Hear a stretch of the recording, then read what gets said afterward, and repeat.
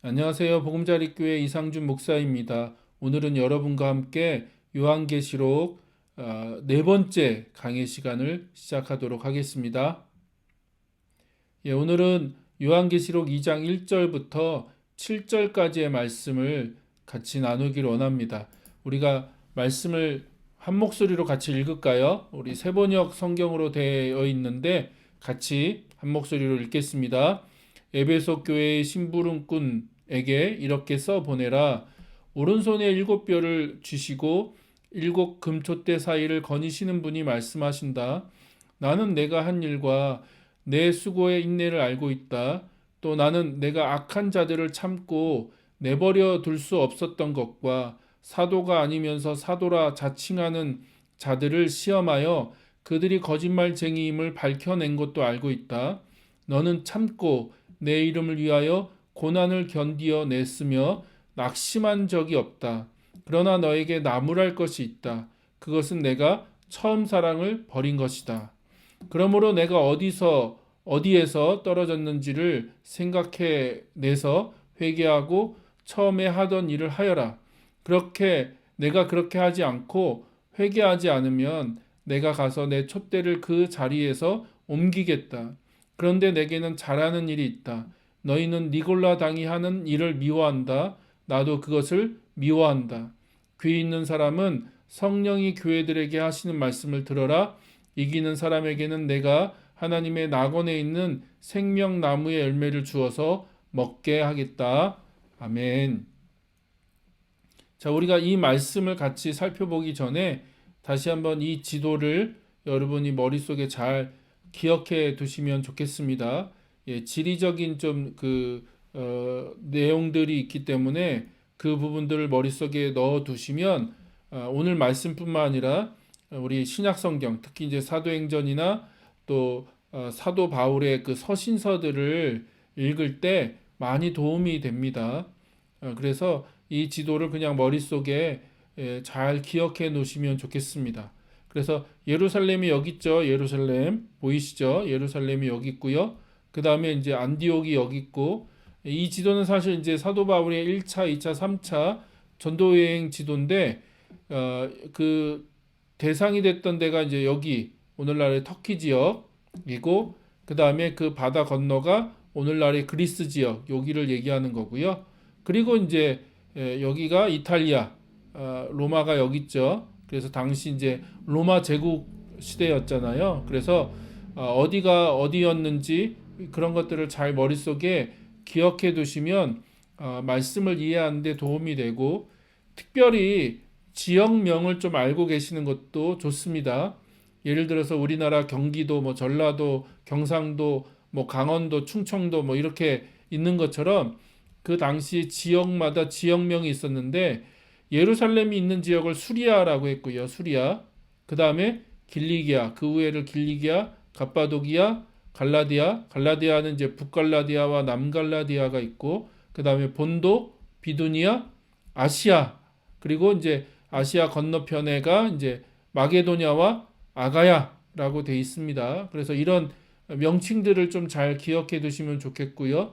특별히 오늘 이제 요한계시록과 관련된 지역이 요 아시아 지역, 오늘날의 터키 서쪽과 남쪽 이 해안선 지역을 얘기합니다. 그래서 오늘날의 아시아가 아니라 이 당시 아시아라고 하는 건 터키 지역을 얘기하는구나라고 하는 것을 기억해 두고 오늘 말씀을 좀 같이 살펴보길 원하는데, 다시 한번 이제 이 아시아 지역을 조금 확대해서 보면 요한이 반모섬에 있었고요. 아주 작은 섬에 유배되어 있었고, 여기서 이제 환상을 보고 그 소아시아에 있는 7교회를 향해서 편지를 쓰게 되죠. 편지를 쓰게 되는데 재밌는 건 첫 번째가 이제 에베소죠. 에베소. 그리고 에베소 교회를 통해서 시작으로 해서 이제 7교회가 이렇게 쭉 그 연결이 돼서 그 7교회에게 편지가 전달이 되는 건데, 이거는 서열 순서도 아니고 등수도 아니라는 것을 여러분 기억하시고, 이렇게 순서가 짜여진 것은 당시 로마가 이 에베소로부터 해서 이렇게 서머나, 버가모, 두아디리아, 사데, 빌라델피아, 라우디게아로 연결되는 도로를 닦아놨다는 거예요. 로마가 도로를. 그래서 그 도로를 따라가다 보면 이런 도시를 만나게 되고 이 도시 순서에 의해서 그 도시에 있는 교회들에게 편지가 전달이 된 거죠. 그래서 그 첫 시작이 에베소, 아마 반모섬에서 가장 가까웠기 때문일 거라고 생각하고, 그리고 이제 조금 뒤에 다시 얘기하겠지만 이 아시아 지역에서 가장 큰 도시가 에베소예요. 그래서 에베소로 시작해서 도로를 따라서 이제 그 각 도시와 그 도시에 있는 교회들에게 편지가 전달이 되는 거다라고 이해를 하시면 여러분이 좋을 것 같습니다. 자, 그러면 구체적인 내용들을 좀 같이 세 번에 나눠서 살펴볼 건데, 그 각 교회에게 보내는 편지의 그 내용들을 7개의 항목으로 살펴볼 수 있다고 말씀드렸죠. 그래서 7개의 교회에게 보내는데 7가지 항목, 7가지의 카테고리가 이제 그 카테고리로 나눌 수 있다고 말씀드렸습니다. 그래서 첫 번째는 수신, 그래서 각 교회의 천사들에게 쓰라고 하는 명령이 주어지고요. 두 번째 이름, 예수님의 그 이름이 등장, 특히 예수님의 모습과 관련된 예수님의 이름이 등장하고, 그 다음에 세 번째는 칭찬, 잘한 거에 대한 칭찬이 있죠. 그 다음에 네 번째가 책망, 잘못한 것에 대한 책망. 그래서 이 두 가지를 가지고도 교회를 세 가지로 구분할 수 있다고 말씀드렸잖아요. 칭찬만 받은 교회, 책망만 받은 교회, 칭찬과 책망을 같이 받은 교회. 그렇게 이제 세 가지로 구분할 수 있다고 얘기 드렸죠. 에베소는 어디에 해당됩니까? 방금 우리가 본문을 읽었는데, 칭찬도 받았고 책망도 받았죠. 에베소 교회가 그렇고요. 다섯 번째는 이제 권면, 심판에 대한 경고와 권면이 주어지고요. 그다음에 여섯 번째가 이제 모든 교회에게 주어지는 이 표현인데, 귀 있는 자는 성령이 교회들에게 하시는 말씀을 들을지어다라고 하는 이 말씀이 다 주어져요. 모든 교회에게 주어지고, 그리고 그 말씀 다음에 일곱 번째 마지막으로는 약속이 주어지죠. 약속. 특히 이제 이기는 자들에게 주시는 종말론적인 약속입니다. 종말론적인 약속. 그래서 칭찬과 책망과 또 권면, 그 다음에 약속이라고 하는 것이 무엇인지를 좀 살펴보면 그 교회를 향한 메시지가 무엇이고 또 예수님이 왜 그렇게 말씀하셨는지를 우리가 알 수 있다는 것을 여러분 기억하시고요. 이 틀을 가지고 그러면 한번 에베소 교회를 같이 살펴봤으면 좋겠습니다. 말씀드린 것처럼 세 가지로 살펴볼 건데, 첫 번째는 각 교회에 등장하는 예수님의 모습은 이미 1장에서 한번 소개됐잖아요.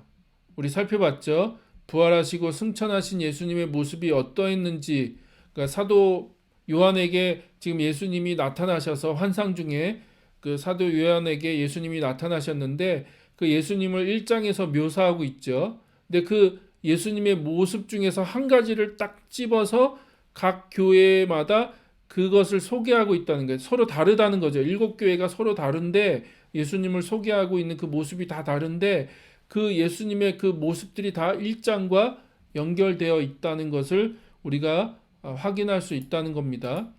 자, 이렇게 정리할 수 있죠. 에베소 7교회, 그 교회마다 이제 예수님의 모습을 쭉 그 소개하고 있는데, 오늘은 이제 우리가 에베소만 볼 거니까 에베소 뭐라고 소개합니까? 오른손에 7별을 쥐고 계시고 7 금촛대 사이를 거니시는 분이라고 소개하고 있죠. 근데 이것이 어디에서 이미 등장했다고요? 1장에서, 그쵸? 1장에서 이미 소개하고 있다는 거죠. 잘 보세요. 여기 7 금촛대, 그쵸? 그리고 또 밑에 내려가면 어디 있냐면 오른손에는 7별을 쥐고 계신다라고 하는 이 내용 보이시나요? 7 금촛대, 그 다음에 오른손에는 7별을 쥐고 계신다. 보이시죠?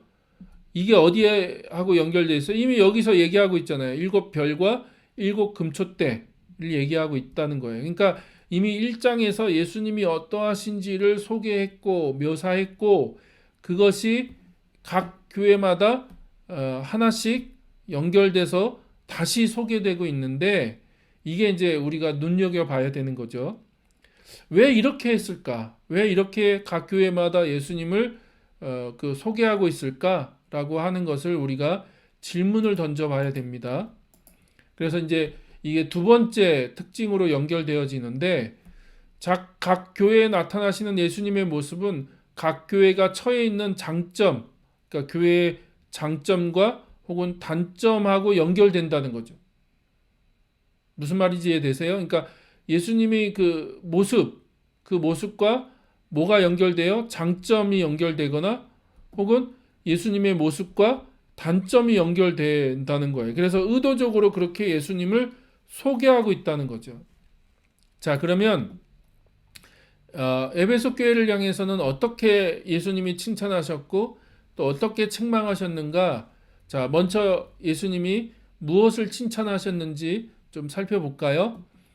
자, 2절에 보니까 뭐라고 돼 있냐면 내가 악한 자들, 여기서 악한 자들이라고 돼 있죠. 악한 자들을 참고 내버려 둘 수 없었던 것을 칭찬하고 있죠. 그러니까 너희들이 악한 자들, 교회 안에 들어와 있는 악한 자들을 내버려 두지 않았다는 거예요. 그리고 두 번째는 사도가 아니면서 사도라고 자칭하는 자들을 시험하여 그들이 거짓말쟁이임을 밝혀냈다는 거죠. 그러니까 거짓 사도, 한마디로 말하면 거짓 사도가 누구인지를 밝혀냈다는 거예요. 그리고 세 번째는 니골라당이 하는 일을 미워했다는 거죠. 니골라당. 예. 그래서 세 가지예요. 첫 번째는 악한 자들, 그 다음에 두 번째는 거짓 사도, 세 번째는 니골라당. 자, 그러면 이 세 가지를 이제 칭찬받고 있는데 사실 그 세 가지를 만 얘기하는 게 아니라 그 성경 구절을 다시 보면 이런 얘기도 하셨어요. 너의 일과 수고와 너의 오래 참음을 내가 안다.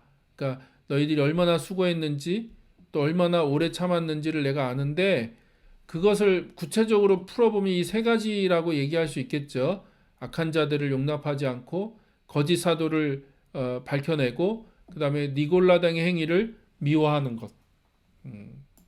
자, 그러면 자, 우리가 이런 질문을 다시 던질 수 있습니다. 악한 자들은 누구냐? 그리고 거짓 사도들은 누구고 니골라당이라고 하는 건 도대체 누구냐라고 하는 거죠. 근데 애석하게도 본문에서는 이거에 대한 힌트를 찾을 수 없어요. 이들이 누군지 몰라요. 악한 자들이 도대체 어떤 자들이고 거짓 사도들이 도대체 어떤 사람들이고 니골라당이라고 하는 성경에 니골라라고 하는 이름이 등장하긴 하는데 그 니골라가 이 니골라인지 잘 모릅니다. 예, 알 수가 없어요. 예, 어떤 증거도 없기 때문에.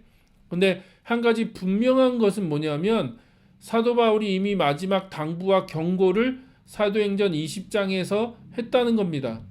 자, 20장을 보면 무슨 내용이냐면 사도 바울이 이제는 로마로 이제 가기 전에 자기가 개척했던 에베소 교회를 방문해요. 그리고 이제 그 에베소 교회의 그 지도자들을 불러놓고 마지막 당부, 마지막 부탁을 합니다. 그래서 이제는 이제 못 만날 걸 사도 바울이 예감하고 마지막으로 이제 교회를 잘 돌봐 주십시오라고 하는 당부를 하는데 자, 그게 이제 사도행전 20장 28절에서 30절 말씀이라는 거죠. 자, 한번 보세요. 여러분은 자기 자신을 잘 살피고 양떼를 잘 보살피십시오. 그래서 그 구약에서 하나님의 백성을 양떼로 많이 비유했죠. 양떼. 그리고 그 양떼를 돌보시는 목자가 누구세요? 하나님. 그렇죠? 여호와 하나님이 목자시고 그 하나님의 백성을 양떼로 비유했는데 여기서는 누구를 얘기하냐면 교회를 얘기합니다. 성령이 여러분을 양떼 가운데 감독으로 세우셨다. 감독. 구약으로 말하면 장로고 오늘날로 말하면 교회 지도자들이고 이제 감독이라고 하는 건 헬라식 표현이겠죠. 그래서 하나님께서 자기 아들의 피로 사신 교회. 이게 저는 너무 좋아하는 표현인데 예수님의 피로 교회를 사셨다는 거예요. 샀다. 핏값으로 샀다는 거죠. 그게 그 양떼라는 거예요. 양떼가 교회인데 그 교회는 예수님의 핏값으로 사신 교회인데 그 교회를 돌보게 하셨다는 거예요. 그 지도자들을 세우셔서 그 교회를 돌보게 하셨다.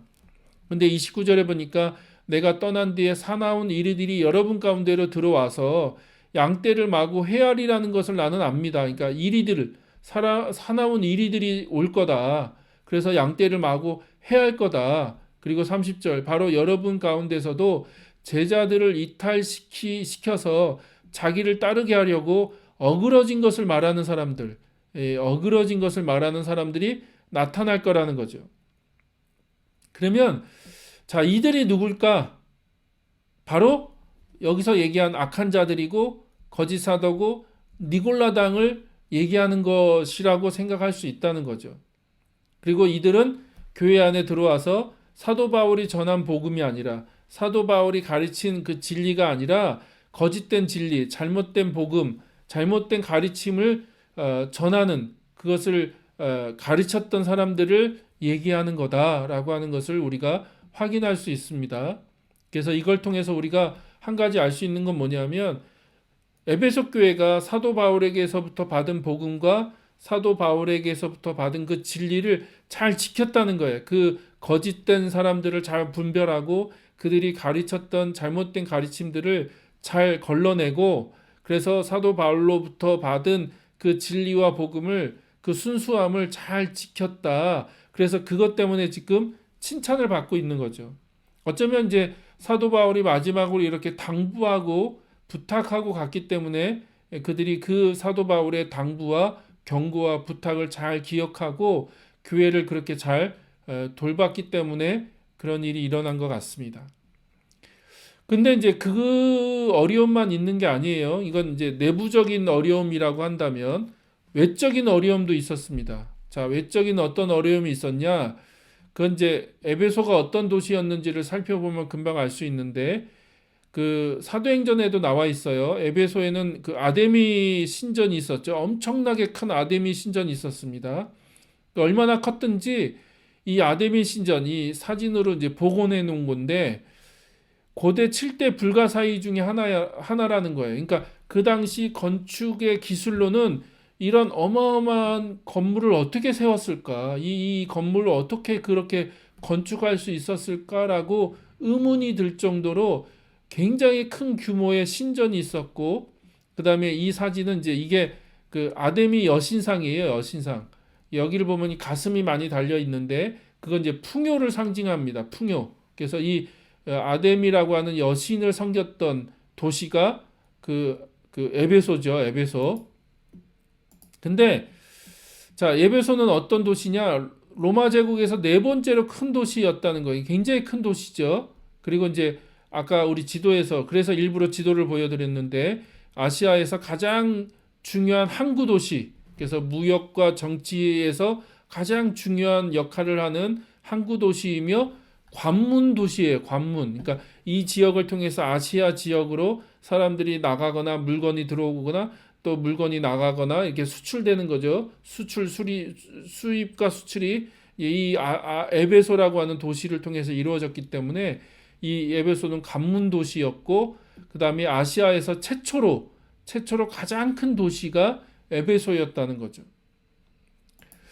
근데 이 에베소에는 방금 얘기한 것처럼 아데미 신전이 있었고, 그 아데미 신전에서 아데미 여신만 모신 게 아니라 황제 숭배도 진행됐다는 거예요. 황제 숭배도. 그래서 황제 숭배를 했던 그 신전이 두 군데나 그 에베소에 있었고, 그 에베소 주민의 생활의 필수적인 요소가 황제 숭배였다는 거죠. 그래서 당시 에베소 교회는 그런 두 가지 어려움, 그 황제 숭배라고 하는 어려움도 있었고, 그 다음에 아데미 여신을 섬겼던, 그러니까 도시 전체가 그 우상 숭배에 찌들어 있는 도시였다고 할 정도로 아주 우상 숭배가 만연되어 있는 그런 도시였다는 거예요. 그래서 그런 우상 숭배에 대한 타협, 또 황제 숭배에 대한 타협을 하라는 어떤 그런 외적인 압력, 또 내적인 어떤 압력. 그러니까 아마 그래서 니골라당이라고 하는 사람들이, 야, 우리가 황제 숭배하자. 그게 뭐가 문제냐. 그 다음에 아데미 여신도 섬기자라고 하는 그런 주장을 했던 사람들이 아마 니골라당이 아닐까라고 하는 추측을 해봅니다. 그래서 그런 도전들, 그런 압력이 아주 크게 있었다는 거죠. 그러나 그런 어려움 속에서도 그 에베소 교회가 믿음의 그 신실함과 그 복음과 진리의 그 순수성을 끝까지 지키고 있었다는 거예요. 그래서 그들은 주님으로부터 칭찬을 받았다는 거죠. 너희들의 인내를 안다. 너희들의 수고를 안다. 너희들의 오래 참음을 내가 안다라고 얘기하고 계시고, 그리고 너희들이 악한 자들 또 거짓 사도들 니골라당의 잘못된 행위를 다 밝혀내고 그들을 따르지 않은 것, 그들의 거짓됨을 다 증명해낸 것, 그런 것들에 대해서 예수님이 칭찬을 하고 계시다는 거죠. 그래서 에베소 교회는 주님으로부터 이런 칭찬을 들었던 교회라고 하는 것을 우리가 확인해 볼 수 있었습니다. 자, 그 다음은 이제 책망을 들었는데 그건 2부에서 우리가 같이 살펴보도록 하겠습니다. 그러면 이어지는 2부에서 우리가 그 무슨 책망을 들었는지 구체적으로 살펴보도록 하겠습니다.